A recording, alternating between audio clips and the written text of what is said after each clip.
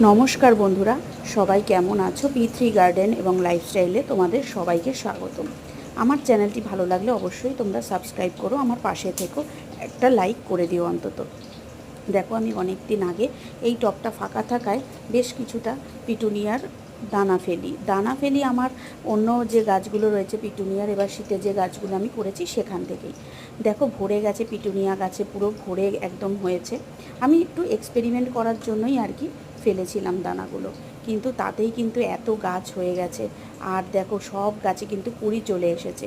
আর আমি এগুলোকে পিঞ্চিং করব না, কারণ এমনিতেই অনেক হয়ে গেছে, টবটার থেকে বেশি হয়ে গেছে গাছ। দেখে নাও তোমরা, পুরো ঝাঁকড়া হয়ে উঠেছে। আমি কিন্তু পাশের টবগুলোতেও ফেলে দিয়েছিলাম, দেখো, এই দেখো, ফেলেছিলাম দুই একটা করে, তাতেই কিন্তু। আর তোমরা জানো একটা পিটুনিয়া গাছই কত বড়, কতটা ঝাঁকড়া হয়। তাই এগুলোতে আমি ঝাঁকড়া করব না, এমনিই থাকবে। আর দেখো, আজকে একটা ফুলও ফুটেছে, কালারটা কেমন হয়েছে বলো। আবার দেখো, দুটো টোনে ফুটেছে, মানে ডুয়েল টোনে ফুটেছে। কি সুন্দর লাগছে, তবে তুলনামূলক একটু ছোট হয়েছে ফুলটা। সব কটা ফুল ফুটলে কিন্তু ভালোই লাগবে। আর নিচে যেগুলো হয়েছে সেগুলোতেও ফুল আসবে আশা করি। দেখো, টবের এই সাইডেও কিন্তু অনেকগুলো নতুন নতুন গাছ উঠেছে।